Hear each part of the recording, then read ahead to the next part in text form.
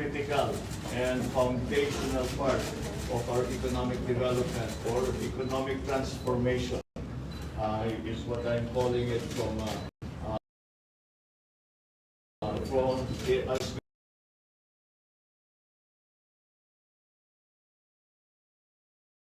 anticipate the post-pandemic economy.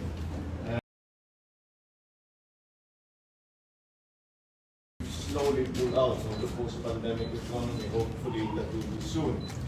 Furthermore, it is going to be in response to the events in Ukraine, which have affected the Philippines' agriculture, including the food supply. At length about the measures that we will have to take, because we are forecasting that there will be a shortage, or there will be an increase in food prices in the next quarters that will come, simply because of the outside forces that have been impacting upon food supply, upon supply of feeds. We have been able in the Philippines in the last few weeks to adjust to the new situation in terms of the importations from the Ukraine and from Russia. But these emergency measures that we have taken will not be sufficient for the long run. And that's why we have to plan in a more thorough fashion than just responding. I have asked the DTI, NEDA, and of course the department to make forecasts, economic forecasts on what it is we think we will have to face for the rest of this year, so that we can prepare and so that we can, despite the fact that there will be some emergency situations, hopefully not, but possibly some emergency situations, especially when it comes to food supply. We have tried to continue the fundamental development when it comes to the economy. As to agriculture, I think that the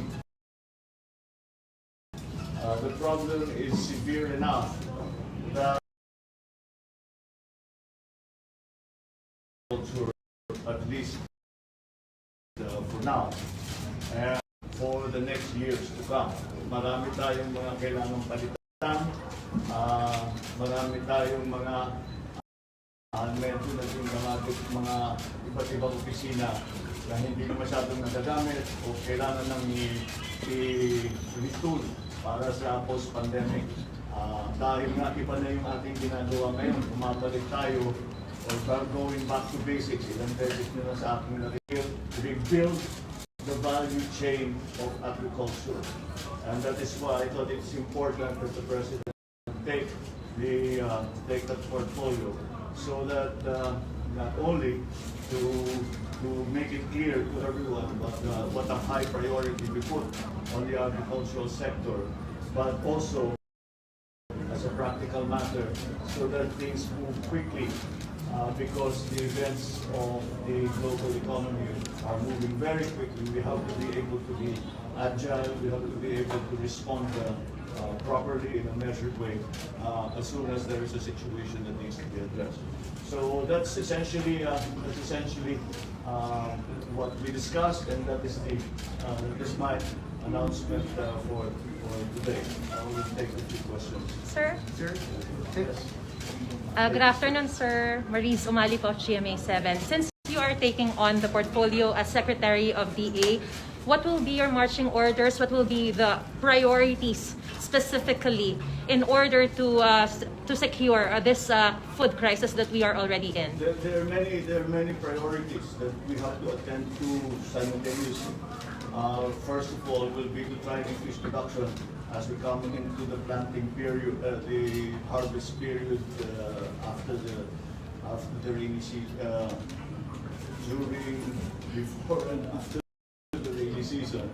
hopefully we can counteract some of the increases in prices. You may have noted that Thailand and Vietnam, for example, one of our main sources of imported rice, have decided to ban their rice exports at least for now.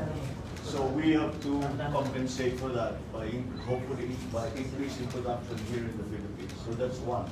The other priority, which is equally important, although it is a long-term process, is the restructuring of the Department of Agriculture. As I have mentioned many times before, many of the agencies have changed their function over the years, and maybe it's time to return them. I talk about the places that organizations like the NFA, the FPI, the Kadiwa, which we have already started to see, especially at the local level. But we have to restructure the actual department so as to be more responsive to the global situation now when it comes to food supply. Sir, Rex po from CNN. So may we know your policies sir, on open pits and mining in general? How will you ensure that the government gets a fair share in mining project? There was a push before to increase taxes on mining, but it didn't prosper. How do you plan to deal with that? And also, how do you plan to boost revenue from nickel, sir? We have to view mining as a national treasure, the natural resources as a national treasure for which can help the Philippines a great deal. It is only up to us to ensure that the practices that are being that we see in the mining operations around the country are such that they're environmentally neutral. That has not necessarily been the case. I think we're all aware of some of the problems that have arisen before. But again, I cannot believe that here in the Philippines we cannot monitor and regulate the mining industry sufficiently so that we can have clean mining in the country. I'm sorry, I missed the last question. Sir, there was a push before to increase the taxes on mining. How do you plan to increase the taxes on mining, sir? But it didn't prosper. How do you plan to deal with that, sir? Well, on the taxation, we also discussed that. It's not going, we're trying to adjust it again. Not so that we just increase taxes on mining. What we would like to do is encourage that the value added to the raw ore stay in the Philippines as much as possible. Whether there should be fiscal measures in that regard is something that we haven't quite decided on, and what the levels that would be. But I think what we are trying to achieve, the desired result for all of this is, as I said, that instead of exporting raw ore, we export at least partially processed ore, so that may value added that's left here. Sir, we understand that rising food prices is intrinsically connected to rising oil prices. What are your immediate response to spiraling oil prices? We just, again, it has to be focused. It's not something that we talked about the listing of even just how do we do the proper listing of the indigents around the country. To make sure that it is those who are truly in need. That hits upon, by the by, that hits upon the discussion that we have about accelerating the issuance of the national ID. Because right now I think we're up to 12 million. Yeah, we're up to 12 million. Kulang na kulang pa yun. And all of these things, like the giving of the ayuda, all of these things that we're trying, we're going to digitize the bureaucracy. It all really depends upon everyone having their national ID. And it's a good database for the government that the government should have. So yes, so that's what that's what Hi sir, Ana po from GMA News Online. Sir, on another topic lang po, meron na po ba kayong napili na next na DOH Secretary, DFA Secretary? Kasi may mga names na po na lumulutang. I've been seeing some speculation. The short lists are getting shorter. Let me put it that way. If we started with 10 names, a dozen names, we're down to maybe 3 or 2 in each of those departments. But we took it really department by department. And of course, health, and not to say that the Department of Health is unimportant, but we are coming around to that, and we are. I wouldn't be surprised if we have an appointee or a nominee within the next week or so. I really want to get as many of those done before we. Sir, on agri po, sir, what are your views on the rice tariffication? Some senators have expressed openness to amending it. What will be your view on it? Well, if there's one part of the rice tariffication, it is the area wherein we invest, and the amount of funding that we invest into for our farmers and for mechanization and for post-harvest facilities, which is part of the rice tariffication. There's 10 billion that is returned to the farming community. Maybe we can have a look at that and see. Maybe that now that we are in a situation where we very much have to boost production and we very much have to support the farmers, maybe we can look at that and hopefully increase it. Meron pa naman, pag nakikita naman natin yung accounting doon sa rice tariffication, yung 10 billion na yun, kuminsan meron pang unspent. So pwede pang gamitin yun. Yes. Senator Coco Pulintan po, sinabi po sa Senate na nanawagan siya na suspendin daw po yung excise tax suspension.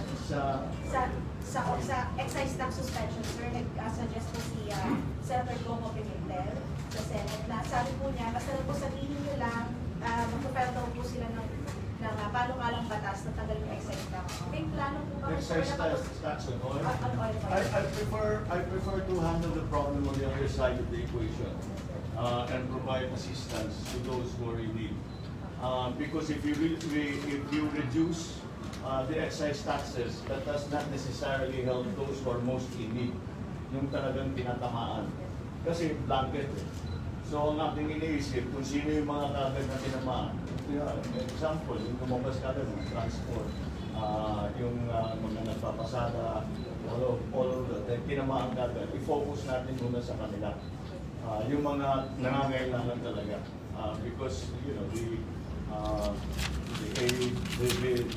yung meron mang may kaya, they can afford to pay even the VAT. It's those who whose livelihoods are in danger or in danger of losing their livelihoods because of the increase in the oil. Yun ang dapat natin Sir, Julie Baisa from 1PH. According to VP Alexandra Duterte, napag-usapan niyo daw po na reviewin yung K-12 program. Sir, can we get more details? Ano yung naging instruction po ninyo? I don't want to preempt the VP Secretary. I know we did talk about that. We talked about many of the current issues. Ano lang talaga namin without getting into too much detail about what the plans are. Pinag-usapan namin basta paganda. There was also the question of when we start to teach in English, when we move from the lingua franca to English. Yung K-12, kung kailangan ba talaga yung K-12. And many of the other issues, ang aking laging pinapaalala sa kanya is yung mga teacher.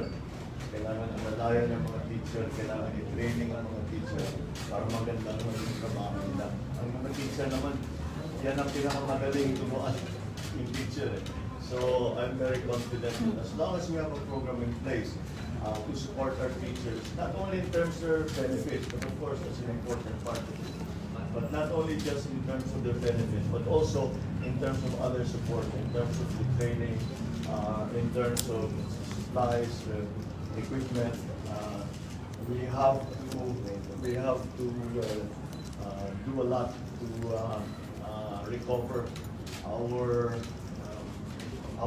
very good grading before. Pagka tayo tinitingnan ng Asia, yung literacy rate, yung pagsalita ng English, pati sa science, sa math, mataas tayo nun eh. Kailangan natin balikan yan. Kasi mahirap mag-compete kung hindi natin ayusin yung training ng mga kabataan. Sir, dahil UNDP, sir, are you open to leave the foreign ownership limit in renewable energy? Parang yun po yung isa sa mga appeal ng bumisitang Norwegian ambassador sa inyo and other business groups also appealing for that. Yeah, I think yan ang kasi hinihingi nila para papasok sila. But there are other issues before that. There are other issues before the ownership. At this point, marami nang pumapasok ng joint venture. Ang mahirap kasi sa ownership, sa hindi. At kahit na sila may magbubukas, sila lang ang magpapatak. Nahirapan silang things like issue to business, yung power supply, all of these things. So, and even the bidding process, kung minsan has to take this question, yung mga tinatawag na guarantees, legislative guarantees, regulatory guarantees. Kung sabihin, hindi magbabago yung batas habang ginagawa nila yung project nila, hindi magbabago yung regulation habang ginagawa pa lang yung project nila. Yung mga ganyan klaseng bagay. Yun ang talagang hinihingi nila. The ownership is one issue, but it's not the main one. And I think if we can take care of all of that first, madali na pumayag tayo dun sa 100%. Last question. Sir, sa transportation portfolio, may napili na ba kayo or possible ba na si SecArt mag-own over siya? And ano yung priorities natin sa transpo in the next 100 days? Well, transport is going to be critical because hanggat maging maayos, naging problema nga. Lahat ng balita, naririnig natin mga they call supply side problems. Not the supply side problem, there's supply, but there's the supply chain problem. That's transport. So hindi tayo makaka-recover hanggat maayos natin yung ating transportation system. So they are very high priority. As you can see, they're also living very close to the edge. Kaunti lang, tumaas na naman ang crudo, hindi na magpapasada. I think now, the latest increases, ang dami lang sinabi, maghahanap ng ibang trabaho. Dahil wala sila nakikita ng para-para. So yes, so transport is going to be an essential part because not only for passengers, but also for even more for cargo. Yung mga gamit, mga material, pati yung mga finished product. Yung dati ito is agriculture, na-apektuhan ng agriculture, food supply, na-apektuhan dahil sa transport. Kaya fundamental yung transport, kaya na-using. Kaya malaking problema itong nangyari na nagtataasan ang presyo ng lahat ng petroleum products. Wala naman tayong magawa. We just have to take whatever price we're getting. But hopefully, I remember in the last oil crisis, the 1973 oil crisis, napag-usapan naman natin ang mga kaibigan natin na oil-producing countries. Medyo pagbigyan tayo in terms of the credit, in terms of the payment periods and things like that. So, back on the pursue that again, the diplomacy side of the Secretary. Secretary of Transport. Wala pa kayong coordinate. lahat ng kausap kong mga ambassador, inumpisahan ko na. Sinasabi ba kung naroon tayo pwede pag-usapan in terms of all of them who have supply of gas, who have supply of oil. I already opened the discussion with them. We have explored na lahat We have to explore everyone. Sir, clarify ko lang, secretary po. Secretary of Transportation. Mahawak ng portfolio, sir. Secretary of Transportation. Meron na ba? Anyway, I have a fairly good idea. Yun sabay-sabay yung analysis. Thank you, sir. Thank you, sir. Thank you, sir Thank you. po. Thank you.